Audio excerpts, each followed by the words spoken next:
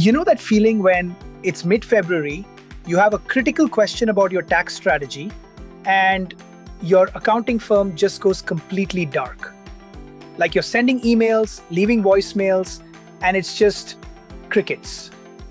I was talking to a CFO last week who told me his firm didn't return a single call for 3 weeks during busy season. 3 weeks. And when they finally responded, it was basically, yeah, we're swamped, we'll probably need an extension. And I thought, when did extensions become the plan instead of the backup plan? Well, today I've got someone who completely blew up that model.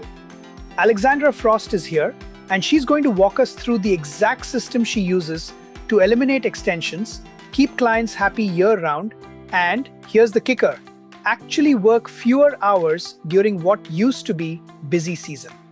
Alexandra, welcome to the show. Thanks for having me, Gary. And yeah, that CFO story, I've been that accounting firm, so I get it.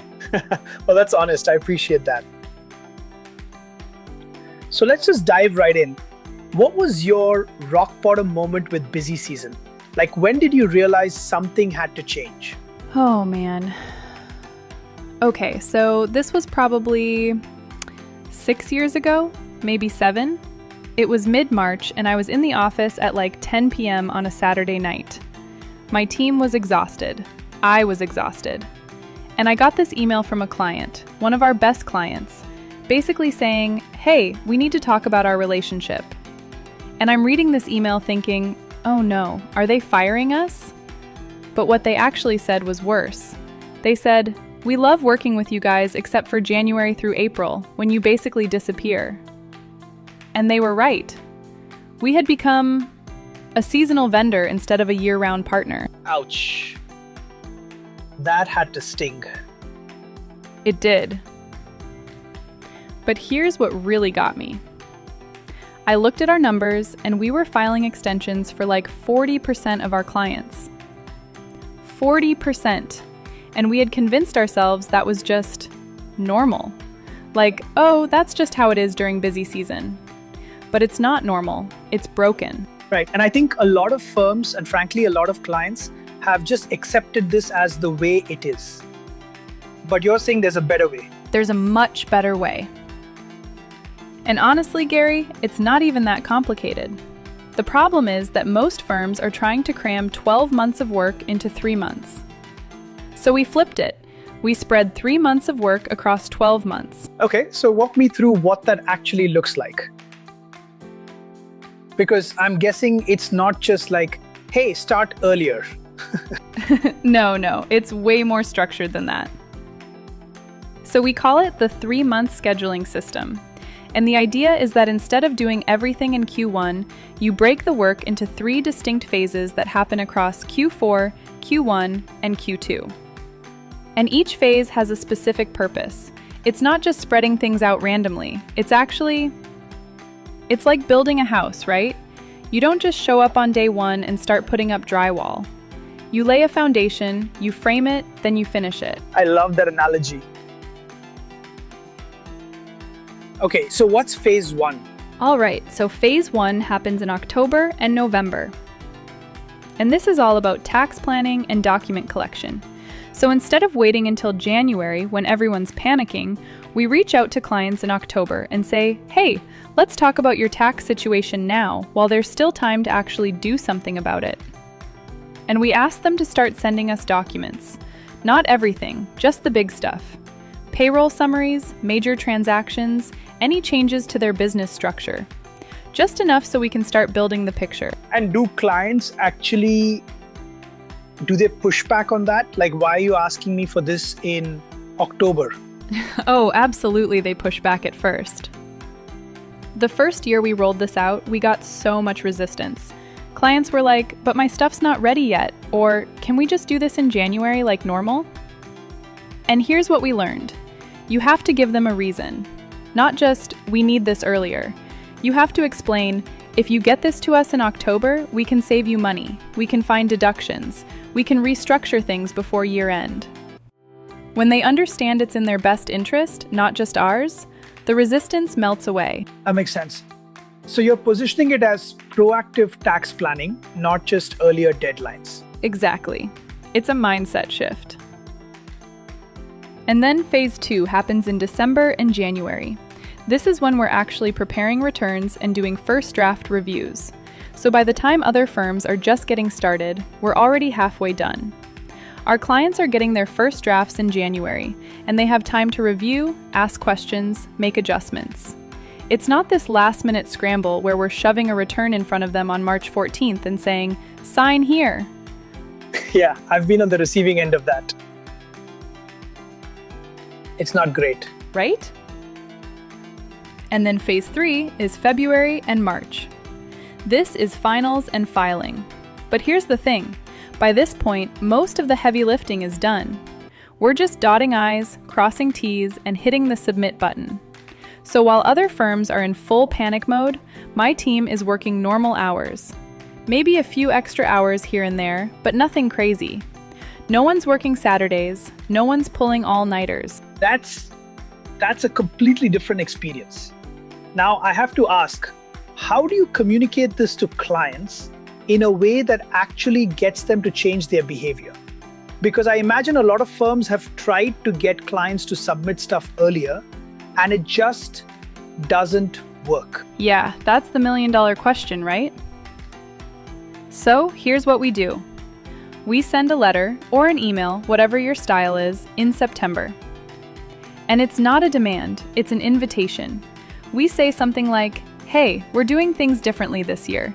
We want to give you better service, more proactive planning, and less stress. Here's how it works." And then we give them specific dates. October 31st, send us your payroll summary and any major transactions. December 15th, we'll send you your first draft. February 1st, final review. March 1st, we file.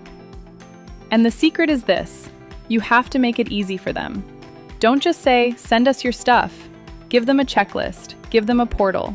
Make it so simple that they have no excuse. I love that. So it's not just do this earlier, it's here's exactly what to do, when to do it, and why it matters. Exactly. And look, not every client is going to follow it perfectly the first year, but you'd be surprised how many do, especially if you start with your best clients first. We piloted this with our top 20% of clients, the ones who trust us, who value our advice, and they were all in. And then the next year, we rolled it out to everyone. And by year 3, it was normal. And what about pricing? Did you have to change how you charge clients to make this work? That's a great question. So we didn't change our prices, but we did change our pricing model. We moved from billing per return to billing monthly retainers. So instead of a client getting a big invoice in April, they pay us every month. And that monthly fee covers everything: tax prep, planning, advisory, quick questions. And honestly, clients love it. It's predictable. They can budget for it. And it reinforces that we're a year-round partner, not a seasonal thing. That's smart. So for anyone listening who's thinking, okay, I want to try this with my firm, where do they even start? Okay, so first thing, don't try to do this with your entire client base all at once. That's a recipe for disaster. Start small. Pick 10 to 20 of your best clients, the ones who already trust you, who are responsive, who value proactive planning. Tell them you're piloting a new process and invite them to be part of it. And here's the key. You have to get your team on board first. Because if your team doesn't believe this is going to work, it won't. They'll sabotage it, not maliciously, but just by not following through. Right. So how did you get your team on board? Well, I'll be honest. There was some resistance at first. People were like, "We're already busy in October and November. How are we supposed to add tax prep on top of that?" And what I had to explain was, yes, we're going to be busier in Q4, but in exchange, Q1 is going to be way less stressful. And Q2, you're actually going to have bandwidth to do advisory work, to take vacation, to breathe. And once they saw that it worked, once they got through their first year and realized, holy crap, I'm not working weekends in March, they were all in. Yeah, I bet. So what about technology? Do you need special software to make this work, or? You don't need anything fancy, but it definitely helps. We use a client portal where clients can upload documents, see their checklist, and track their progress. And we use project management software internally to make sure nothing falls through the cracks. But honestly, Gary, the technology is secondary to the process. You could do this with Google Sheets and email if you had to. It's really about communication and discipline. Fair enough. Now, I'm curious. What happens when a client just doesn't comply? Like they don't send stuff by the deadline? Oh, that happens. So we have a rule. If a client doesn't send us their stuff by the phase 1 deadline, they don't get the benefits of the system. Meaning, they go to the back of the line. We still do their return, obviously. But they don't get the first draft review in January. They don't get the proactive planning. They get treated like a traditional last-minute client. And you know what? After 1 year of experiencing the difference between being on the schedule and being off the schedule, they get with the program. I love that.